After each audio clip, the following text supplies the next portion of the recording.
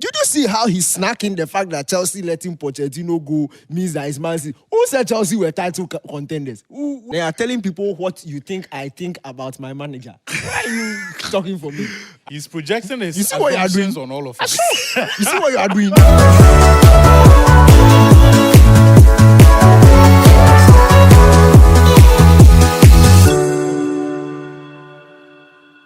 Welcome to another episode of Bus Step Diaries. Today we are taking our bus to England, where the most exciting football competition returns after 2 months break. It's been a period where many clubs have been in the market trying to secure some of the best talents to shore up their teams, to make them very competitive in this year's English Premier League. Manchester City, defending champions. Manchester United, the chasing pack. Chelsea, Tottenham Hotspur, Aston Villa, Newcastle United, Liverpool. All these clubs are getting ready to compete for the ultimate crown, which is currently being held by Manchester City. Well, many people actually believe that with the decision of Chelsea to part company with Mauricio Pochettino and the decision of Jurgen Klopp to walk away from Liverpool, it is Manchester City's title to lose once again. And here on Bus Step Diaries, we'll be talking about the English Premier League. And I've been joined here by my colleagues Victor Achutamaklo and Daniel Cranton. But I am Muftau Nabila Abdlat. This conversation can be found on myjoyonline.com, also on YouTube, on TuneIn, on Spotify, and as well as Stitcher. So if you want to enjoy the Bus Step Diaries, do not forget that these are the platforms that it is made readily available for you to enjoy the content. And we are always on standby to hear the feedback from you, because you are the most important person when it comes to these conversations. We are here because you matter. And as I mentioned, my colleagues, Victor Achutamaklo and Daniel Cranton are here. They are both Manchester United fans, disgruntled Manchester United fans for that matter, simply because Erik ten Hag, one man that Daniel Cranton threw his weight behind when he was appointed. Why are you putting opinions? Why are you speaking for me?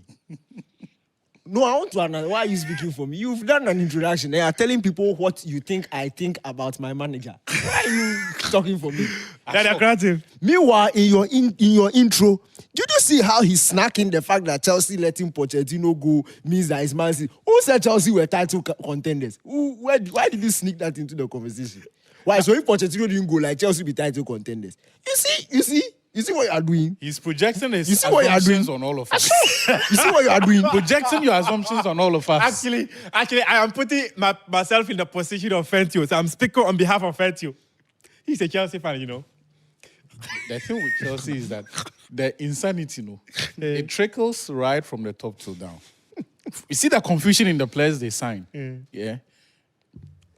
The confusion in the appointments they make. In every decision they make at the club.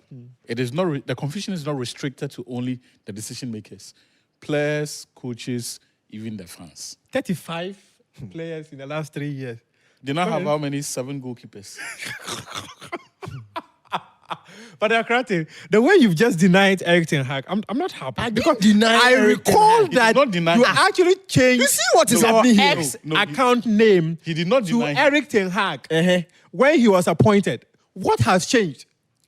You see, you are trying to be a politician. I'm not a politician. I'm stating But facts. I'm also into politics.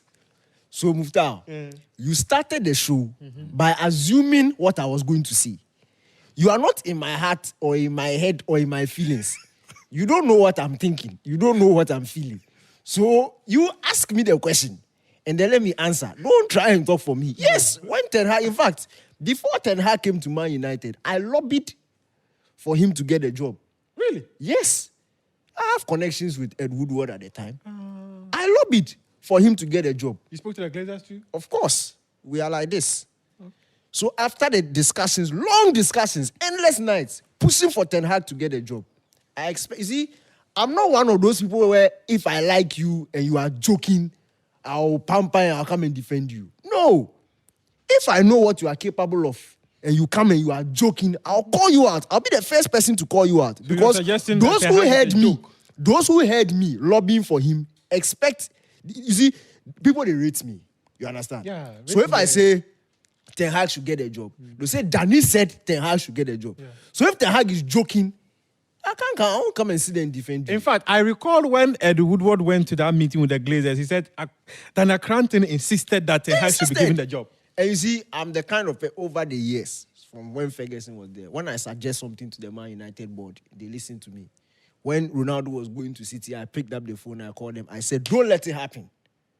3 hours later, Ronaldo was in a Man United shirt. So I have those links. So the point is, you see, Ten Hag has come into Man United. First season was okay, it was good, when you consider the circumstances. Last season was a complete disaster. And it's not just about the results on the pitch. It's about his disposition. Excuse after excuse after excuse. You see, when you are managing at a certain level, it's like Ghana, you are the president of Ghana. We didn't vote you in to come and give us excuses. We voted you in to come and work. So, I don't buy that. If I'll blast Nanado and Baumia for always giving us excuses, COVID, Russia-Ukraine war, I also blast Ten Hag if he's also giving excuses. That's how it is. You understand? Because you are my United manager and your job is to make me happy every weekend. So if you are adding to my sadness and my sorrow, I'll call you out. So he has up to November.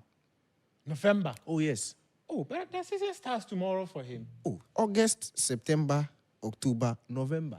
Let's say 3.5 months. Yes. 3.5 months is good enough for Man United. You see, Man United must be in a strong top 3 position by November. Else, the person they brought in as number 2, I was also the one who brought him in. Van Nistelrooy. And Ten Hag knows it. He knows. He knows it. If you look at the decisions that the club has made over time, or at least in the last 6 months, they sacked all of his assistants, like all of them, right? In fact, the only guy remaining there has to be the guy who was the fitness instructor under Ole Gunnar Solskjaer. So Ruud van Nistelrooy, the guy from Go Ahead Eagles, all of these coaches. And that is something no elite coach worth his money will tolerate, that you will sign assistant coaches for them. It is in places like Ghana where the Black Stars FA will appoint a coach and then they will tell him that you sit down, we'll get you your appointment. At that level, that doesn't happen. But they will do it to a coach who knows that he has no option and who knows that he's sitting on very thin ice. He's living on very thin ice. So that is the situation. Also, the fact that United did not extend his contract, but they triggered that option to, that's the insurance that these days all clubs use, to use that 1 year to figure themselves out and see what or who they can get in that time. If they believe in you, you get an actual contract extension. Because the automatic renewal, or that term that we often hear them say, option to, or they've triggered the option to extend for it, it is with the same conditions. You are not getting a raise. In Ten Hag's case, they have reduced his power because he does not have the final say as far as transfers are concerned. Now there's a whole body in place for that, although his opinion will matter. But it's no longer a case of, I want Danny K, and then they signed Danny K for him. So in terms of his veto on transfers, it is no longer what it was before. In terms of his conditions of service, it has not improved even as he enters the final year of his contract. In terms of who the supporting cast is, and it's the final straw that shows you that, look, United are preparing for life after him. A lot of the appointments they made are people who are capable of taking over this job in an interim basis, and not necessarily people who will be required to be loyal to Erik ten Hag. So what both of you have suggested is that Man United leadership do not have confidence in Erik ten Hag. I think he's not earned the confidence. Because, and look, for me... If you don't have confidence in the person, clear him off. No, he's not earned it. That's the thing. So he has not earned it. He has not earned the right to continue as head coach. In football, look, forget about the gaslighting and all of those. It's cause and effects. The real cause of the real cause of the gaslighting and the lies he was spewing in his presses was the fact that he was failing. And so he needed to sell out a certain narrative. United, for the most part of Ten Hag's tenure, have looked uncoached. United, for the most part, especially last season, did not look like a team that had a lot of thinking behind the football they were playing. And so you would see repeated patterns in terms of the goals they were conceding and the mistakes that they were making. How many times did we not talk about how United were constantly being killed by third-man runs, the late runs, and how inside the edge of the penalty area, at the edge of the D, United were always going to concede chances and goals from that area. The fact that it was repetitive, the fact that I could sit in Kokomlemle half a world away and see it play out every now and then, and still United could not appear to have a problem, is just symptomatic of a bad technical leadership. Tactical, as you said, is that he started in Kokomlemle and saw all the patterns of flaws. I mean, if it is obvious, if it is obvious to the untrained eye like mine, you who has the advantage of technology, you have all of these video analysts with you. You can't see. You can't see. You can't see. No. So clearly, does this suggest that ushering us into the new Premier League season, Manchester United is probably one of those teams that is not well placed to compete? Is this what it suggests? No, compete for the title, I think, is a bit too early. But I'm excited going into the new season because the problems that the transfers have addressed is substantial enough. Look, it's giving United an opportunity to go into the season and have a realistic shout for top 3, top 4. So that is a good step. And then you see, I like systematic building. I don't like when it is scattered and it's all over the place. You know that it's not being done properly. Yeah. So you start with this season. I think that's why Ten Hag wasn't given that a renewal, a contract renewal with new different or a whole new different set of parameters based on what is basically the same contract that has been triggered. Now, you've addressed the defense, which was a huge issue major for Man flaw United of the team. last season. Multiple injuries, multiple underperforming players who are just not up to the standard of Man United. About 3 defenders have come in. One has left. It looks like another one will leave. Either Lindelof or Maguire will leave. Then in the midfield also, there are talks of Ugarte signing in the next in the coming days, which I'm very eager. And then in attack also, Joshua Zexi is he's also coming, and he's a very dynamic type of player. So he can play on the left, on the right, number 9, number 10. Very interesting, workable. Like he's a sort of player when you have in your team, he can do a number of different jobs. So that is also a plus. But at the end of the day, you just want to give yourself enough options all around to help you moving on into the new season. And that's what Arsenal have. That's what Arsenal have this time around. That's what in fact, I think Arsenal even have it in more abundance than Man City. Man City losing some players over the past 2 seasons has left them in a very interesting position. Obviously, because they have Pep, they are obviously going to challenge. There's always stability. There's always hope. There's always a realistic chance of you winning the massive and big silverware. But in terms of what is happening on the ground, what we can see, physical evidence, I think Arsenal have that. For example, Ben White started at right back last season. He was starting most games at right back last season. It was Saliba, Gabriel, and then Zinchenko at the start, and later on went on to Kivio.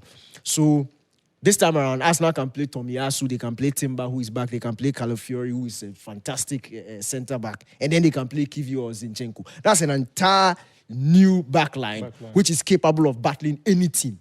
Partey can start. They don't need Partey to start. Jorginho can start in that number 6. They don't need him to start every game. There's Rice. There's Mikel Merino, who is coming in. Then there's Odegaard. Then Charlie squad. You know one thing Arsenal don't have? Well, A goal scorer. Oh, okay. but they have goals. They do have goals. But they have goals from different aspects of the team. Yes. Yeah. But the difference between City and Arsenal last season, quite apart from the depth that City had, and so they could rotate, especially in the cup games, without it significantly affecting the results they were getting, is the extra 20 goals, the extra 15 goals that Erling Haaland gives them, that Arsenal don't necessarily have. I was hoping that they will be able to move on Eddie Nketiah and then maybe top whatever windfall that will come out of that transfer, top it up, and then go into the market and find a centre forward. But I think that the growth that Arsenal have experienced in the last 3 or 4 years is enough to make up for that particular shortfall. And that's why I perhaps will tip them to win the Premier League this season. Look, often when you know how we used to talk about the Champions League in the sense that teams need to go through a cycle of top, or you go through season and a few disappointments, and it builds you up, and you are able to learn from your mistakes and adjust to the requirements of winning those competitions. I think Arsenal are at that point where their experiences over the years, the results that they are picking, and so 2 years ago, they perhaps may not have been able to find consistency after a bad result at Anfield or after playing City. But as we saw last season, the only problem they had was the lack of depth in that particular squad. And I think this is the season that they catch up with City. So in all this conversation, where do you put Liverpool and Chelsea? No, Chelsea, I don't put them anywhere close to the title. But for Liverpool, look, if you have it, I think that this is one of the most seamless transitions that I've seen in modern day football, where Klopp and the guys at Liverpool left this squad good enough for anybody who is coming in to be able to, for the next manager. They started that rebuild of the attack about 3-4 years ago. Started preempting the fact that Mane would leave, Firmino would leave. So now they have options in Gakpo, in Salah, in Diogo Jota, in Luis Diaz, Darwin Núñez. That spot, the attack is beefed up. You come to midfield and what they did last season, they lost basically their entire midfield and had to reconstruct. Yeah. So I thought on paper that team was good enough to win the league, but in reality, they needed to understand themselves a bit because the midfield is the heart of the team, it's the engine. So you need some familiarity to be able to start getting things ticking. But this time around, they've gone through a whole year. Bicetis is coming back from injury. They have McAllister, who had a really good season last time around. Soboslai is now a year experience in the Premier League. So all round, obviously, every team, every fan will want their team to beef up certain positions. I think the only issue that Liverpool may have is in centre back. But even in that, we saw Gerald Kwanzaa come in last season, and he was absolutely brilliant. And for me, if you have that luxury, and obviously we're always talking about from the start of last season, we're talking about the lack of depth on the right-hand side of defense. Then Conor Bradley came in halfway through the season, and he looks like a very good fit for Liverpool. So they've not necessarily needed to spend money to beef up certain areas of their team. They have now two really good right backs in Bradley and then Alexander-Arnold. Kwanzaa is also now a very good centre-back option with Van Dijk, with Konate, with Gomez.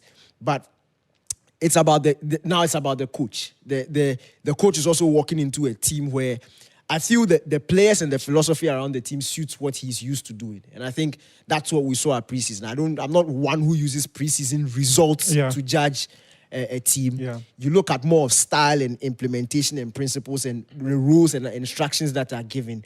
And you can tell that there's not too much of a direct shift from what we saw Klopp doing at the team. As to whether Ancelotti has that a ruthless winning mentality to push Man City and Arsenal all the way, we are yet to see. But I think this Liverpool team is good enough. At least I think they will be able to push up until like April.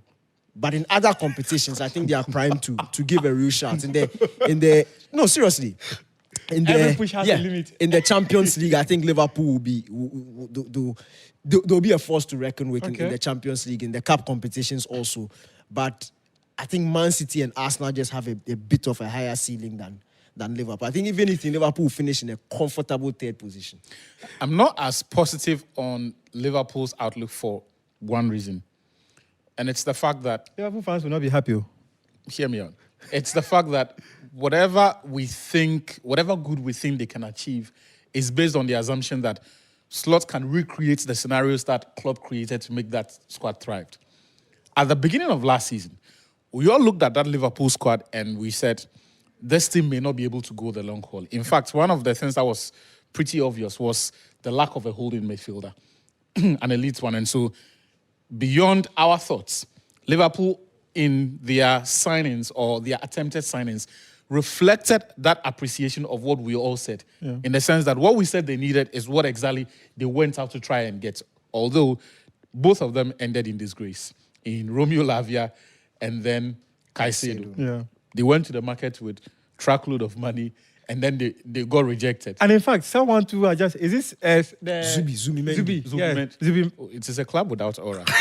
So players will I'm not saying it because you're a Man U fan. No. But we are just talking about a track record of elite players who Liverpool have jumped through the hoops to go and sign.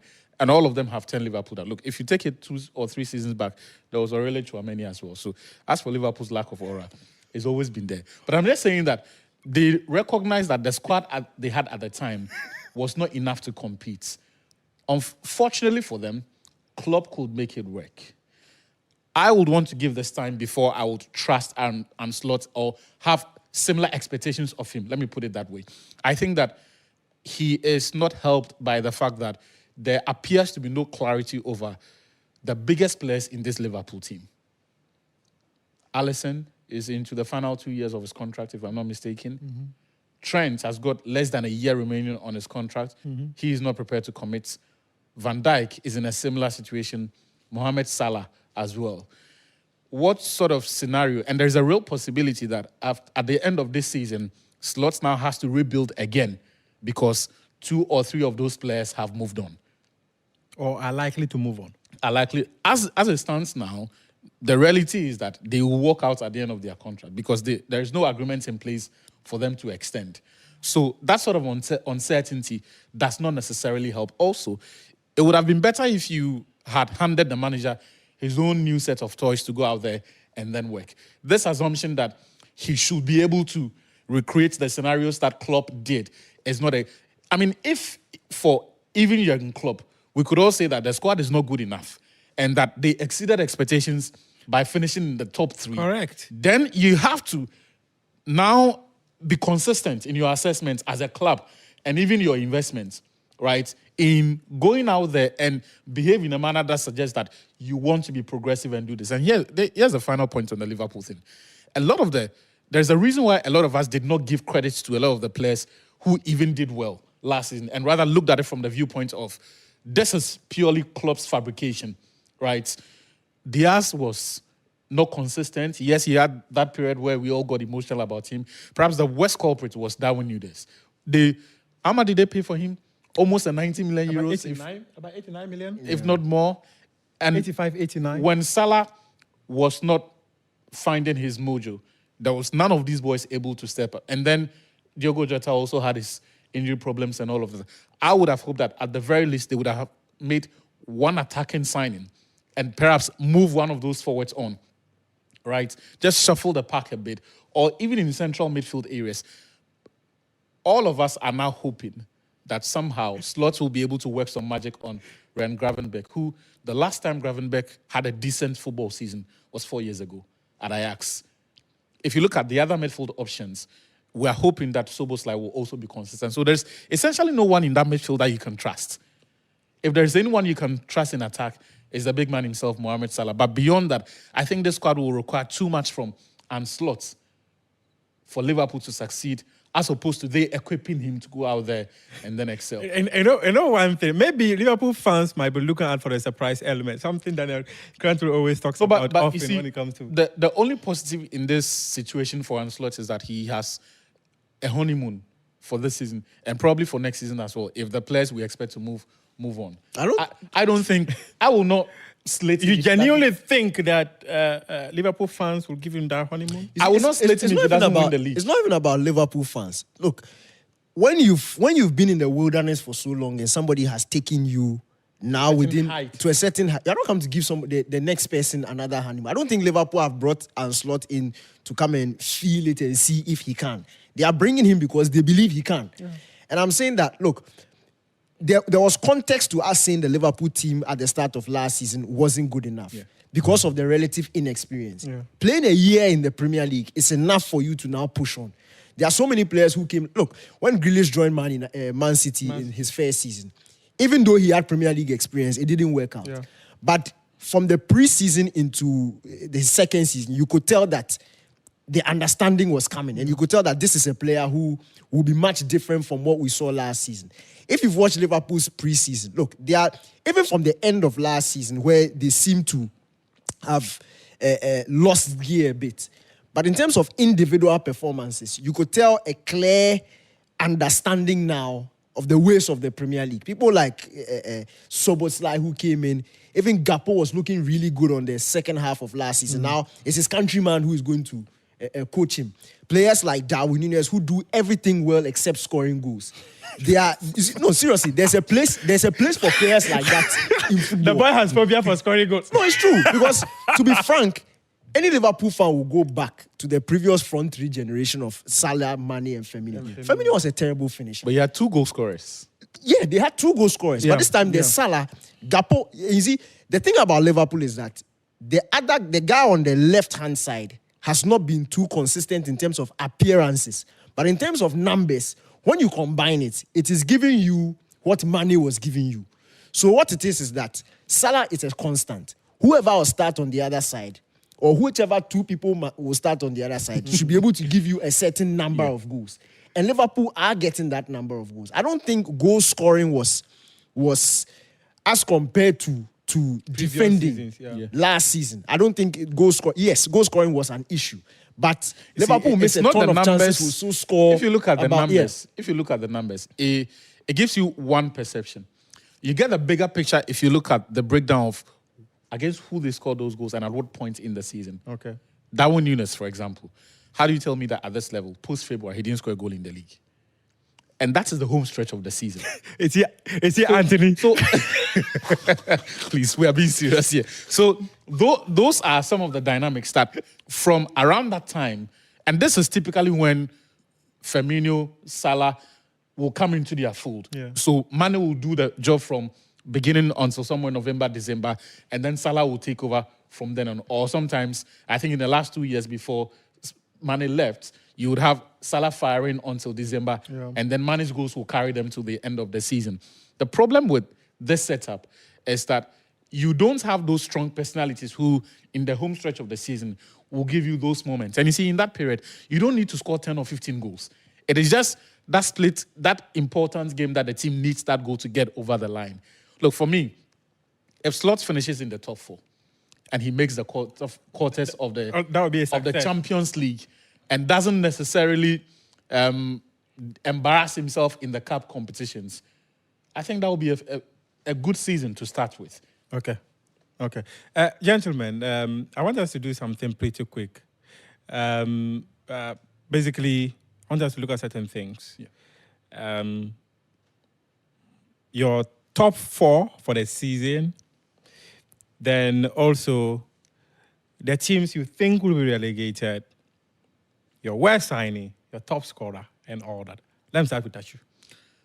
So for the top 4, I think Arsenal, champions, City, Liverpool. Runners up, okay. Yeah, Liverpool 3rd, Man United 4th. Now that they have started making the right acquisitions, for the teams that will be relegated, I know for sure Southampton.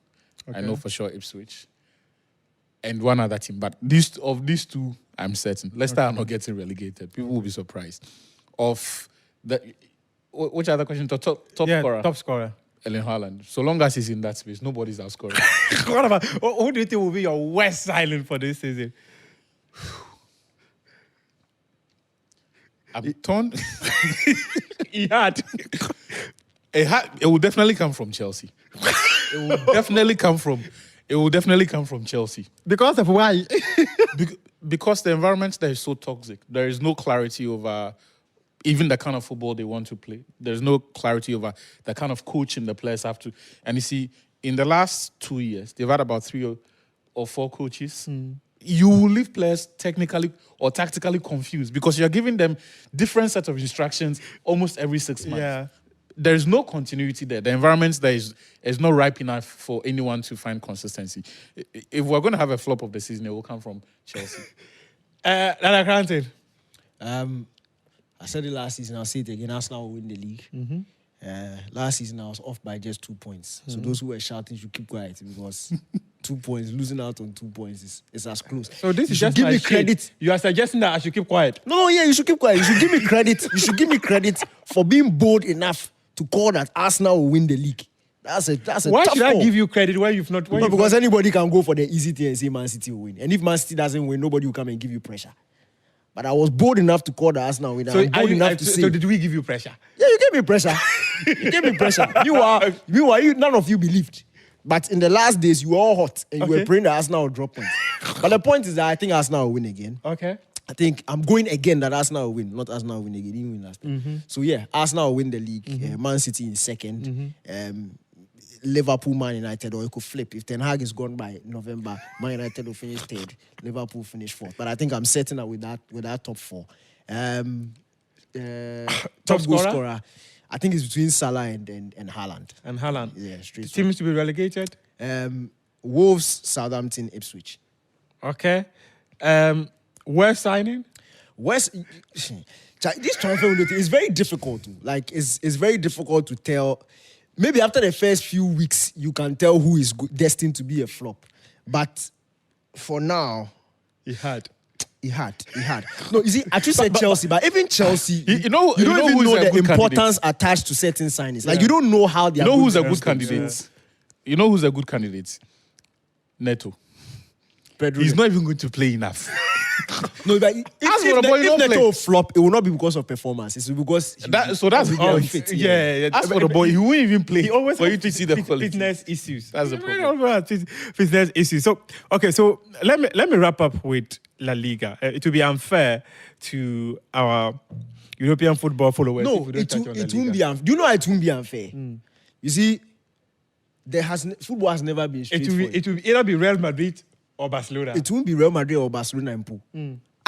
The Barca fans, the Barca management, the Barca coach, the Barca players, they know they can't compete with Real Madrid next season. They know deep in their hearts. They'll shout and crying, but at the end of the day, they know that they are not. You see, they've not reached that level where they can compete. Barca have really good players, talents.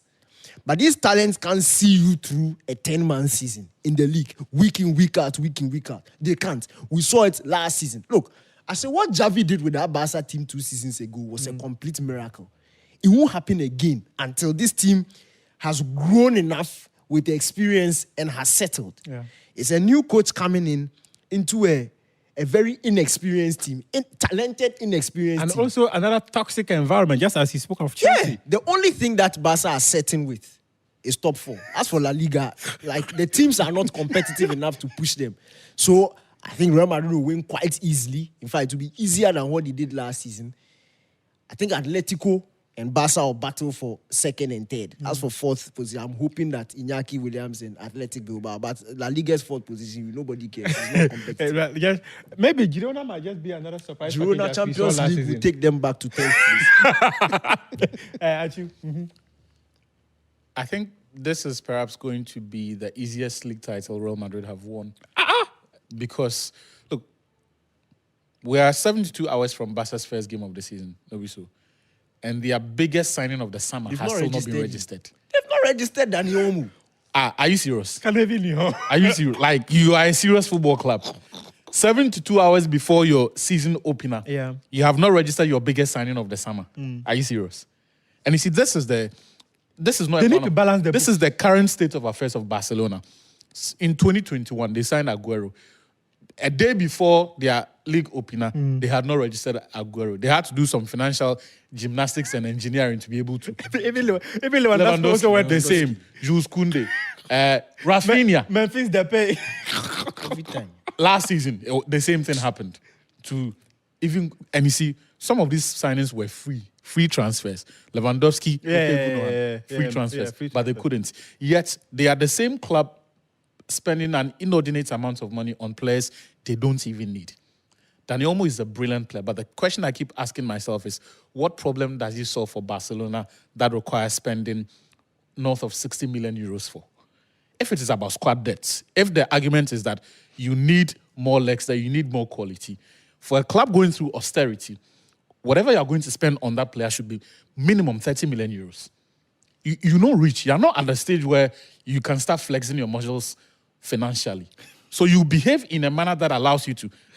At the end of July, Barca were asking Inigo Martinez if he could take a pay cut so that they can create room to register some of those players. And you see, Inigo Martinez was signed only a year ago. Last year, 2 weeks before the season started, Inigo Martinez had not been registered. They had asked some of the players who were already at the club to take pay cuts. All of them refused. 2 years before, in Erik ten Hag's first season, they tried everything to sell Frankie de Jong. In fact, Yeah. without the players' agreements, Yeah. they agreed the deal with Manchester United. And then the player said he won't go because they needed the money. And the other thing was that Barca had not paid his salary. They owed him some deferred payments they were supposed to pay. They had not. Then the guy said, if you want me to go, pay me all the monies that you owe me till this point. Before they were broke, they couldn't afford it. So here, number one, Real Madrid, right? Real Madrid number one. Maybe Atletico Madrid or No, but they will still get number two because as Daniel explained, the other teams are not good enough to push them. Okay. So Atletico. La Liga fans will not be here. The other happy thing to is hear that this, oh. every season Atletico splash big money. They disappoint in La Liga.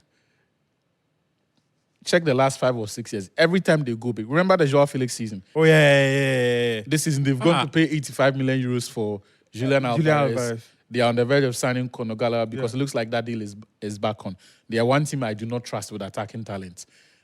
Especially the ones who they pay top dollar for. It's hardly worked out in recent times. So Okay. I think they are nailed on for 3rd place. I think if Sociedad are able to retain Mikel Merino and Zubimendi, they have a good chance at top 4. Okay. Yeah, they have a very good chance at top 4. Okay. This has been Bus Step Diaries. Today we took our bus to England and also to Spain, where we are wrapping up the conversation. But this conversation is on myjoyonline.com.